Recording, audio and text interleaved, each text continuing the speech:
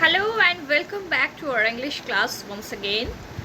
And today we will discuss about Unit 4, that is English as a skill subject. So let's begin.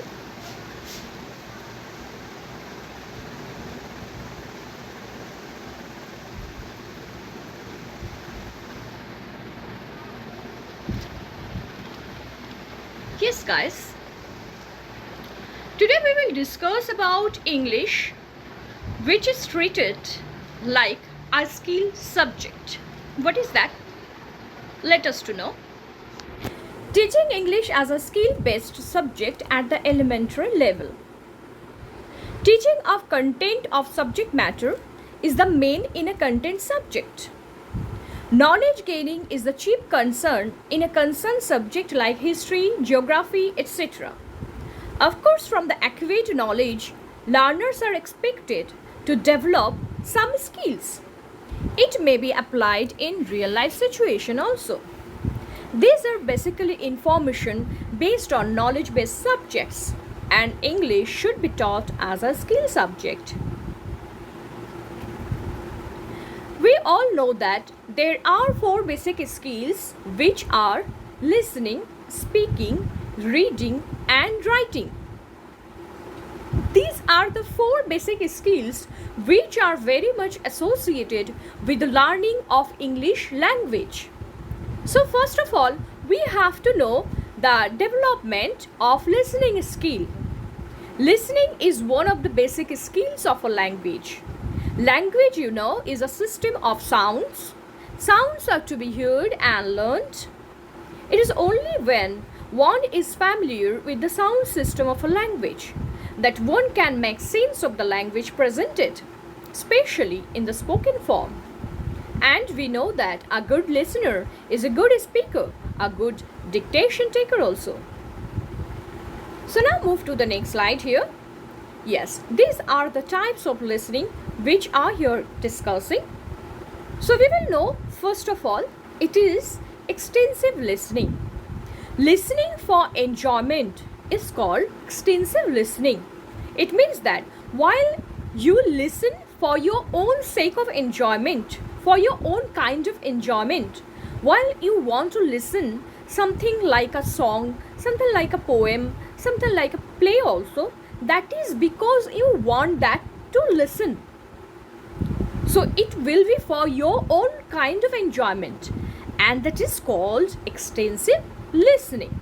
So this kind of listening does not have the purpose of completing some task after listening. While we listen to music, a speech on the radio, a play or a poem, we are doing that is extensive listening. Now on the other hand, we have intensive listening. Intensive listening on the other hand aims at a very detailed comprehension of meaning. The listener is very careful here. Training is the basic focus in intensive listening.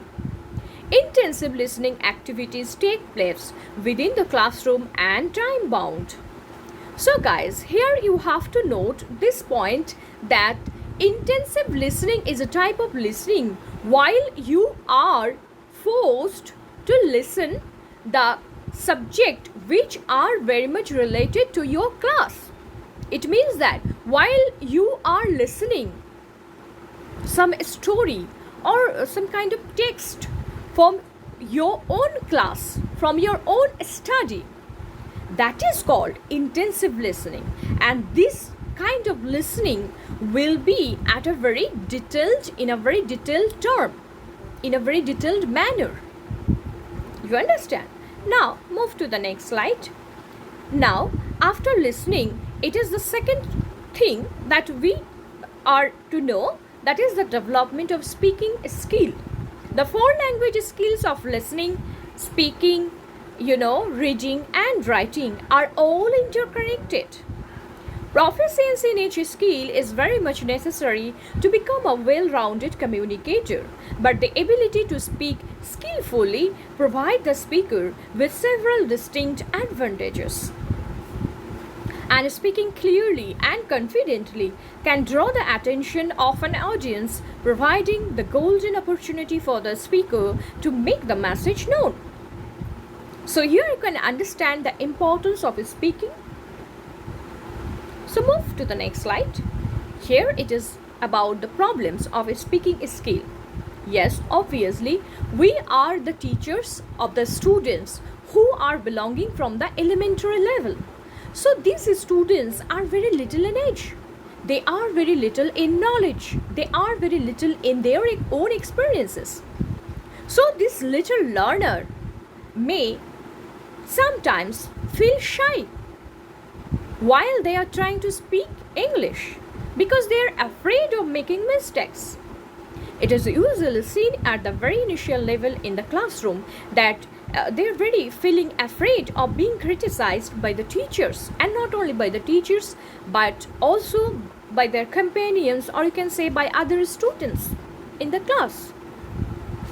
So it is all about speaking skill, and after that, now move to the next slide. It is about the development of reading skill. What is reading skill? Symbol, sound and sense are the three key words associated with reading. Symbols and sounds are pre-reading phenomena, while sense, that is comprehension, is the post-reading phenomenon. Okay, so SYMBAL, it is actually very sorry, it will be SYMBOL. Okay, so symbol, sound and sense are the three keywords that is very much associated with the reading. While you are going to read, first you have to understand the symbolic figure of the letter or the alphabets. Then you try to pronunciate it. That is the very much sound figure. So it is called symbol and sound. That are called pre-reading phenomena. And while you got to understand that what is written there, after that you just pronunciate it. So means you read it. So after reading, you can understand the sense. You can understand the meaning. You can understand. You have your own comprehension after that. So that is called post-reading phenomenon. In the process, the reader is to decode the sound of the word successfully and then to comprehend the reading materials in a very meaningful way. And reading, we know that, is a very receptive skills, because through this skill we receive or we gather or we acquire some kind of information, some kind of knowledge, whatever is there.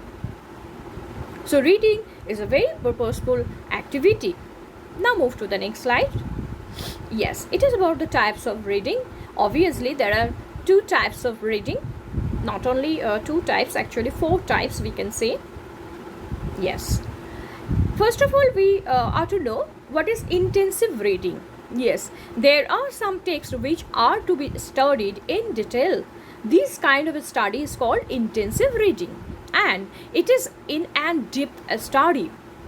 So you can understand very well that your textbook, whatever the textbook which is related to your class, I'm telling about the students. Whatever the textbook is very much related to the class of the student.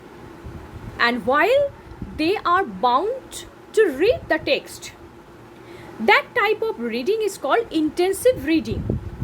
And in case of intensive reading, they have to read it in a very depth manner. You can understand. So on the other hand, what is extensive reading? Many a time we end up reading very first, skipping some parts of the text. So this kind of reading is called extensive reading. So you can understand that extensive reading is what, while we want some kind of enjoyment, and for sake of our enjoyment, we are just trying to read something like a newspaper, like magazine, like some articles, some journals, whatever is there at our hand. And this type of reading is called extensive reading. Now we have to know about the silent reading and also loud reading. Pupils read silently for comprehension, for either global information or for a specific information.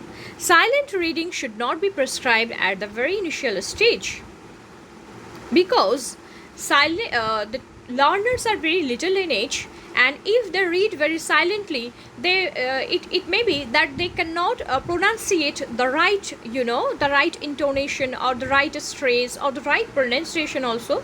So silent reading is not very much prescribed at the very initial stage of learning in case of students. And what is loud reading? Reading aloud can be taken up in the beginning of the class. This allows the students enough time to practice. It's possible that sometimes such continuous reading aloud might lead to boredom. You can have about 10 children reading aloud every day in class. Loud reading at the primary level gives the little readers practice in pronunciation, stress, and intonation. So this is all about the reading skill. Now we have to know the last of all, which is about the development of writing skill. Writing skills are an important part of communication. Good writing skills allow you to communicate your message with clarity and ease to a far larger audience than through face-to-face or telephone conversation. And good writing skills come from practice and knowledge. There are different types of writing, including expository, narrative, descriptive, the persuasive, and creative. And you all know that the creative part which you have already attained. So this is all about the writing skill. Now move to the next slide. Yes, it has its own kind of problems like the writing skill. Students mistake the written form. Sometimes one should maintain the proper shape of letters.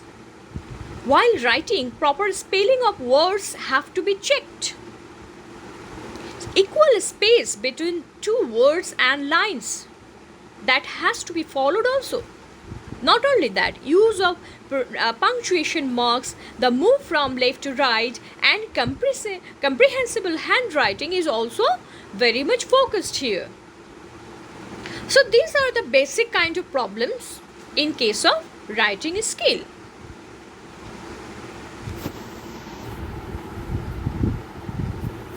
And now, last of all, we will know about the developing of vocabulary and teaching grammar through the 4 basic skills. The purpose of language learning is to improve the speaker's 4 skills of listening, speaking, reading, and writing, with the base of large vocabulary and good grammar. But this is not the final purpose.